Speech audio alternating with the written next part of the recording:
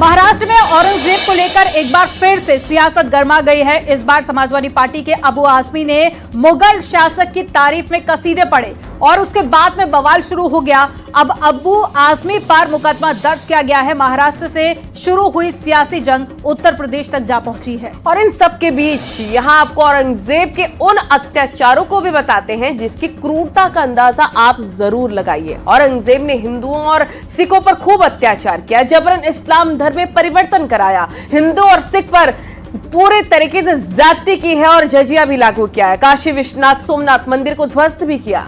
गुरु तेग बहादुर की हत्या की है और छत्रपति संभाजी महाराज की हत्या की और अपने पिता शाहजहां को मौत तक बंदी बनाकर रखा। भाई दादा सिखों से सत्ता छीनकर उसकी हत्या कर दी। छोटे भाई मुराद बख्श को धोखा देकर मरवाया और साथ ही शक में बेटे को जहर देकर मरवा दिया। आपको इसी से जुड़ी एक रिपोर्ट दिखाते हैं।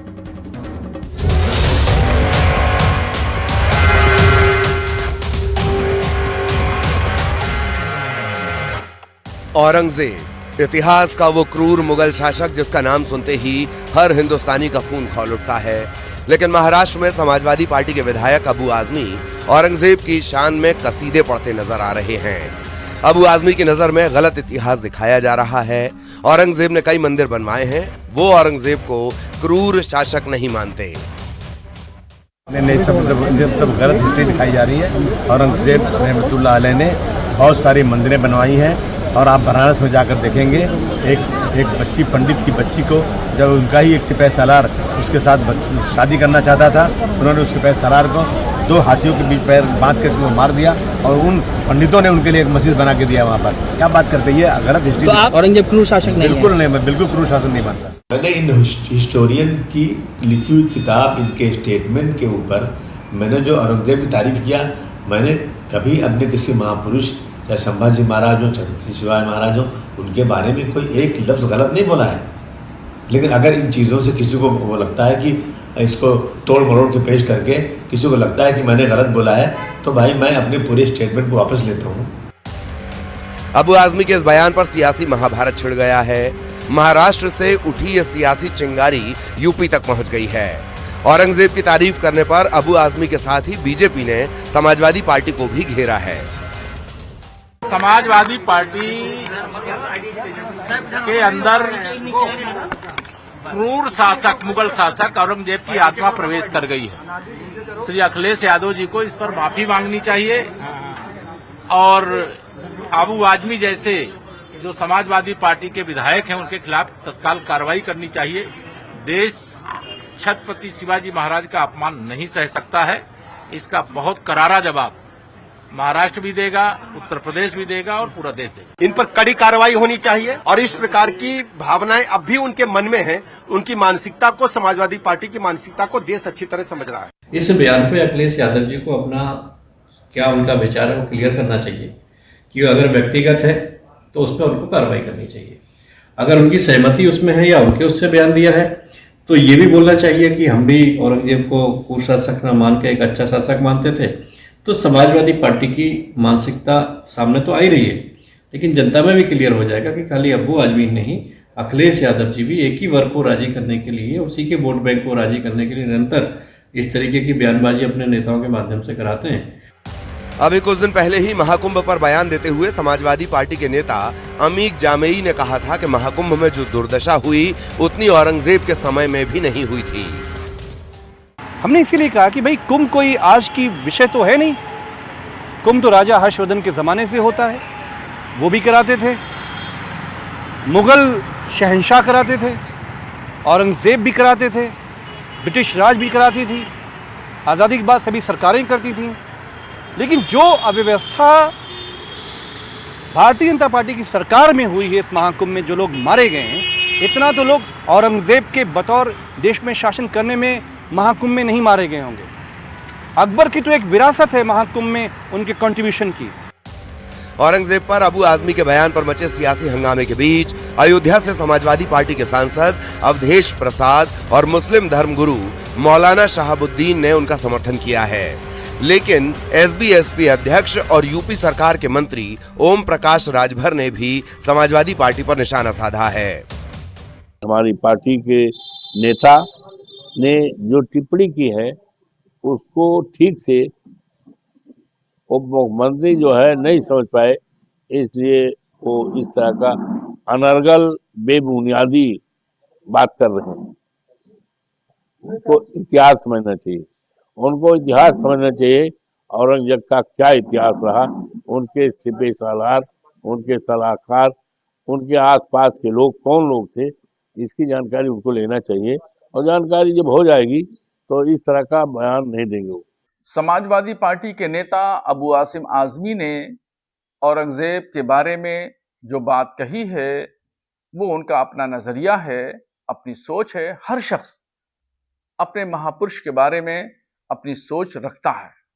उन्होंने कोई ऐसी बात नहीं कही कि उनके खिलाफ देशद्रोह का मुकदमा लिखा जाए या उनके खिलाफ कोई कानूनी चाराजोई हो। उन्होंने जो बात कही, उन्होंने अपना नजरिया पेश किया। यह हिंदुस्तान आजाद है, आजाद भारत में आजादी के साथ अपनी बात कहने का अधिकार हर शख्स रखता है। ये बिना वजह कोई काम नहीं है। मुसलमानों को बेहतर शिक्षा कैसे मिले, रोजगार कैसे मिले, नौकरी कैसे मिले, अमन चैन कैसे हो, इस पे चिंता नहीं है उनको। खाली चिंता है कि औरंगजेब के जमाने में क्या होता था, आपके जमाने में क्या हुआ। आपकी भी सरकार तो समाजवादी पार्टी की 4 बार थी। 4 बार में आपने क्या किया? आजादी के बाद नौकरियों में मुसलमान 38% था और आपने इतना विकास किया। अबू आजमी जी ने, उनकी पार्टी ने इतना विकास किया कि आज 1% भी नहीं रह गया है। यूपी से महाराष्ट्र तक अबू आजमी पर कार्रवाई की मांग हो रही है। देशद्रोह का केस दर्ज करने के लिए तहरीर भी दी गई है। ठाणे के वागले एस्टेट थाने में अबू आजमी के खिलाफ केस भी दर्ज हुआ है। विवाद बढ़ते ही अबू आजमी ने माफी भी मांगी है। Bureau report, news 18।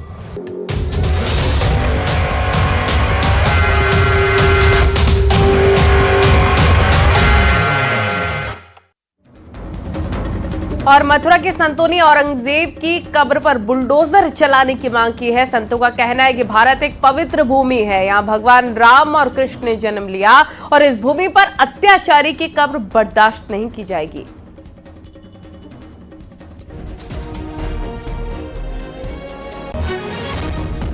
महाराष्ट्र में जो औरंगजेब की जो कब्र बनी हुई है, आज उसी विषय में वृंदावन मीटिंग हुई है।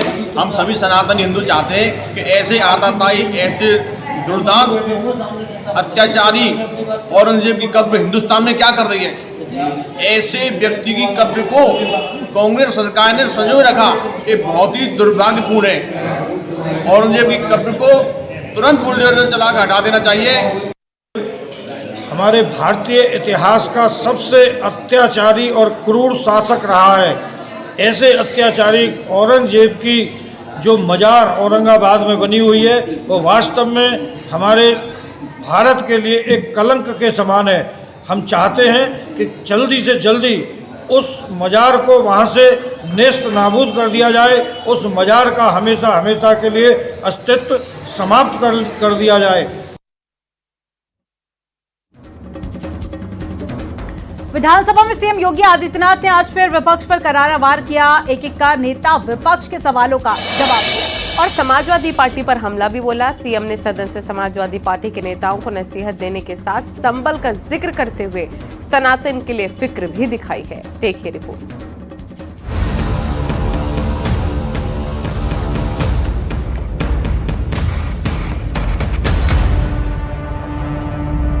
सामान्य बजट पर चर्चा में भाग लेते हुए मुख्यमंत्री योगी आदित्यनाथ ने मंगलवार को विधानसभा में शुरुआत से ही समाजवादी पार्टी पर करारा हमला किया।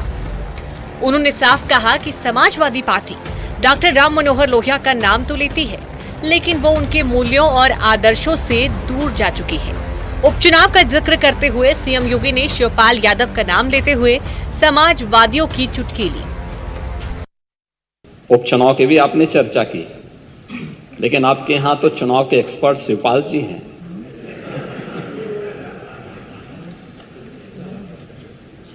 और चच्चू से ज्यादा चुनाव कैसे जीते जाते हैं इसको कौन जान सकता है। ये तो हम लोगों ने भी देखा है, बहुत नजदीक से महसूस किया है। और इसीलिए अच्छा ही है पर उपदेश कुशल होते रहे, इसी को कहते हैं। ये दूसरों को उपदेश देते हैं आप लोग, लेकिन स्वयं उसको आचरण में उतारे होते तो संभवतः इतनी करारी हार नहीं होती और 2027 में भी इतनी करारी हार नहीं होती। नेता प्रतिपक्ष के आरोपों का जवाब देते हुए सीएम योगी ने कहा कि डॉक्टर लोहिया की बात करते हुए सीएम ने कहा कि राम, कृष्ण और शंकर भारत के 3 आदर्श हैं, जिसे लोहिया जी भी मानते थे। लेकिन इन तीनों देव महापुरुषों पर समाजवादी पार्टी का कोई विश्वास नहीं है, क्योंकि ये लोग भारत की आस्था के साथ खिलवाड़ करते हैं।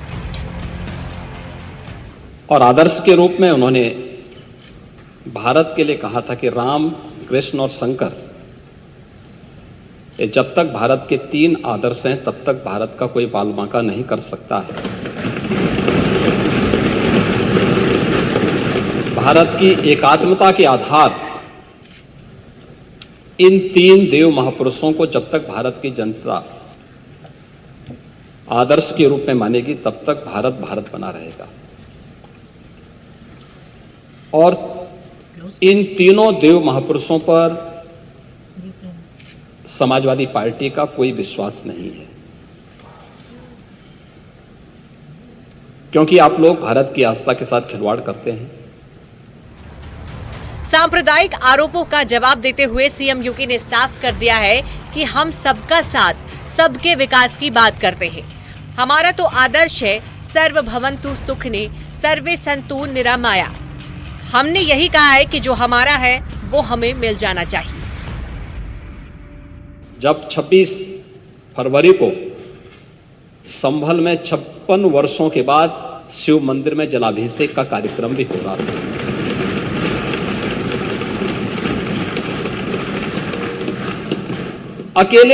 अकेले संभल में 67 तीर्थ थे और 19 कूप भी थे, जिनको एक शरारत के तहत एक निश्चित समय के अंदर समाप्त कर दिया गया। और जिनमें से 68 तीर्थों में से 54 तीर्थों को ढूंढना ये तो हमारी विरासत का हिस्सा है और हमने तो वही किया है। हमने तो वही कहा है कि जो हमारा है वो हमें मिल जाना चाहिए। विधानसभा में महाकुंभ को सीएम योगी ने भारत के विकास और विरासत की छाप बताई।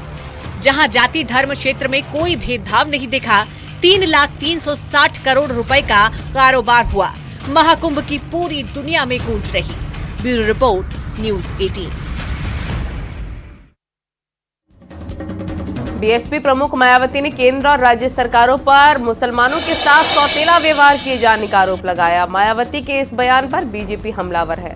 बीजेपी ने 2 टूक शब्दों में साफ कर दिया कि केंद्र की मोदी सरकार और राज्य की योगी सरकार किसी के साथ में भेदभाव नहीं करती है। आपको रिपोर्ट दिखाते हैं। तुम संघर्ष करो।